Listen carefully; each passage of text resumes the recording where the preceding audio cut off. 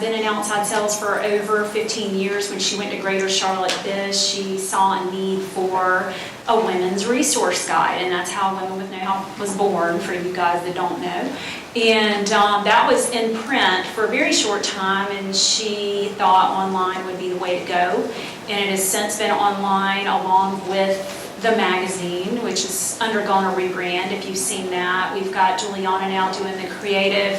So if you noticed a change in last month's edition, and that's one of my favorite covers. I love the art behind you, Curry. And she has these swirly things throughout the magazine. Where she's going to laugh about that because I love those pink swirly things. But we're taking it to a new level on a lot of different aspects. And so, and you can thank Mimi for that. And I'm not going to get into all the benefits of the magazine and what we can do for you. And Mimi's one of my clients, but what I do plan on doing is getting in touch with each one of you. If you're already advertising, just to say thank you for coming. If you're not, I'd love to sit down and talk to you about all the benefits of Women with Know-How outside of just advertising in the publication. It's not like a normal magazine where you just have an ad and then it ends there. And the distribution is just increased to 31,000. And that's deliberate distribution. We know exactly where it's going. We're not in a newsstand where we have no idea who's picking up the publication. And you can also pass that along to your clients. So we love that.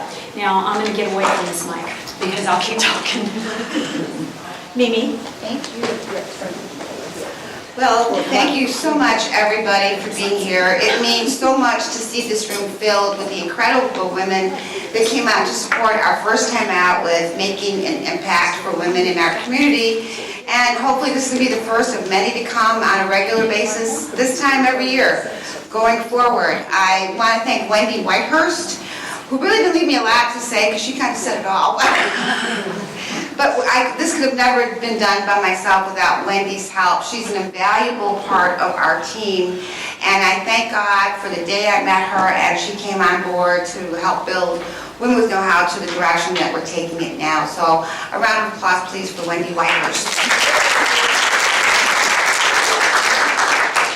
At this time, I would like to start and introduce our first speaker, who I am so excited to have here.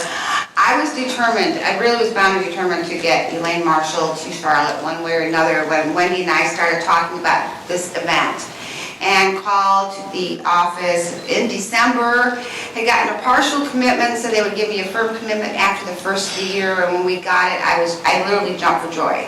I had the pleasure of hearing Elaine speak twice through my involvement with Business Professional Women in North Carolina. I heard her speak at our conference, I believe Raleigh was 4 years ago, and then 2 years ago we celebrated our 50th anniversary of our building in Carborough, North Carolina, and Elaine was our speaker there, and I just loved hearing her talk. I could hear her talk all day long.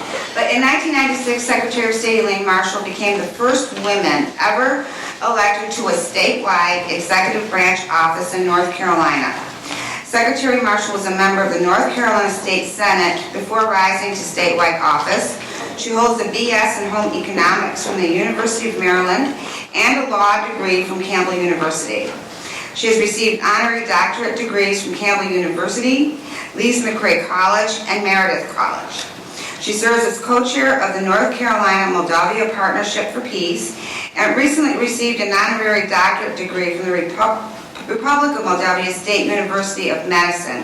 Her past work experiences include teaching home economics in the public school and community college systems, co-ownership of a book and gift store, establishing interior decorating business, and private law practice.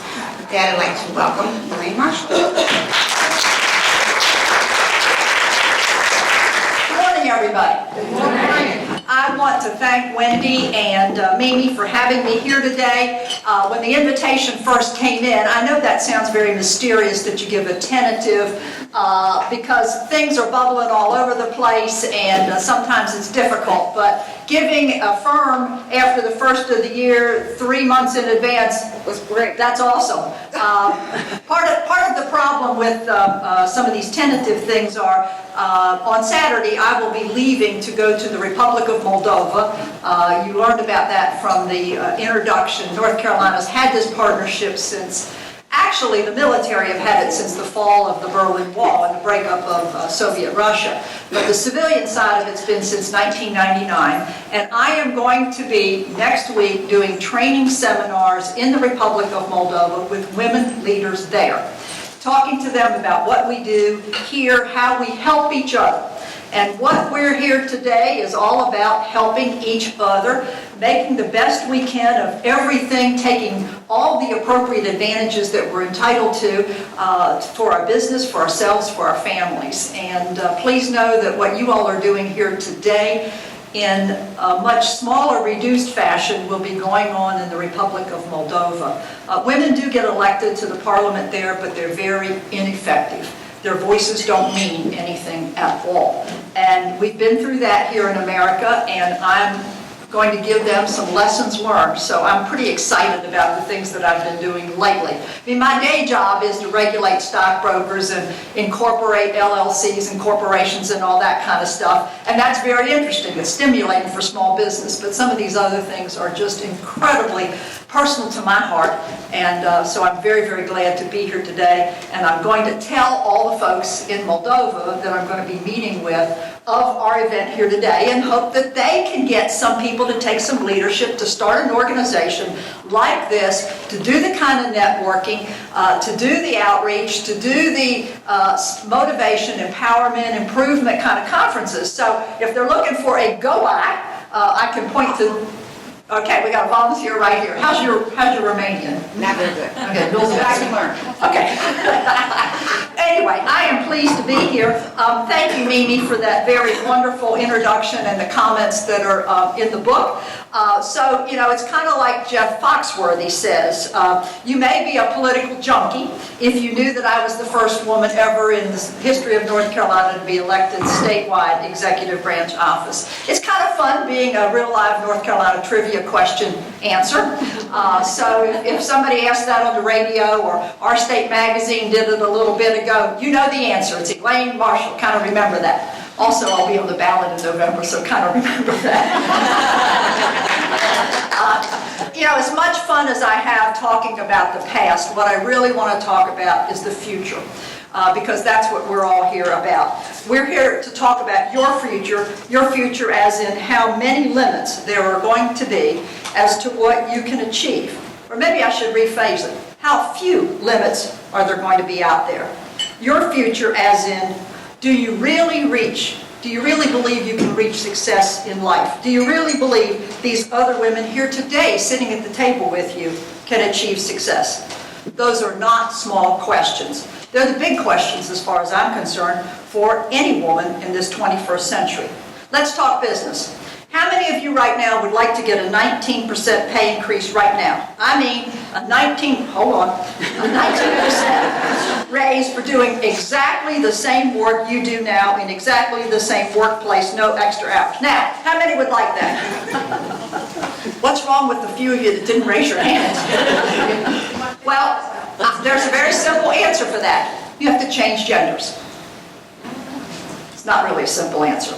Because if you're male, then instantly you get a 19% pay raise. It's all yours. Well, we know it doesn't quite work that way. Women in America today earn on average 81 cents on the dollar compared with male counterparts for exactly the same work, all other variables being the same.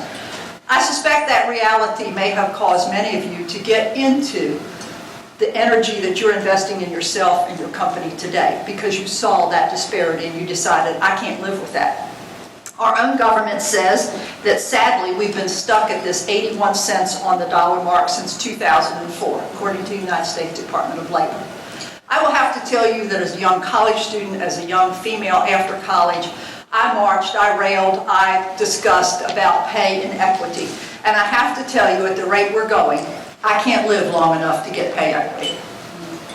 That is sad. That is sad, as hard as many people have worked on that. And at times the gap has closed, not because women's pay has risen, but because men's pay has been reduced as we've gone through the economic meltdown and unemployment and the things that we've seen during the decades since the new millennium has come in. We've been closing the wage gap a little bit, but it's been stuck since 2004. That is a statistic determined by both Republican and Democrat administrations, so it is not a politically driven number at all. Why is that? Women make up half the workforce of the United States. Now, some say we're just over 50%, some reports say we're just under. It doesn't matter, it's half. In North Carolina, we have been at least 54%, 55% of the workforce for all during the 20th century and going into the 21st century. So that's nothing new for North Carolina. So why are we not doing better? Are we some kind of overlooked minority in this country? No, there are more women than men in the United States, so in reality, men are the minority group. Think about that. Are we just not voting or participating in civil life of our country? No, the majority of voters are women. Women voters outnumber men voters in sheer numbers, and a higher percentage of us are registered over men.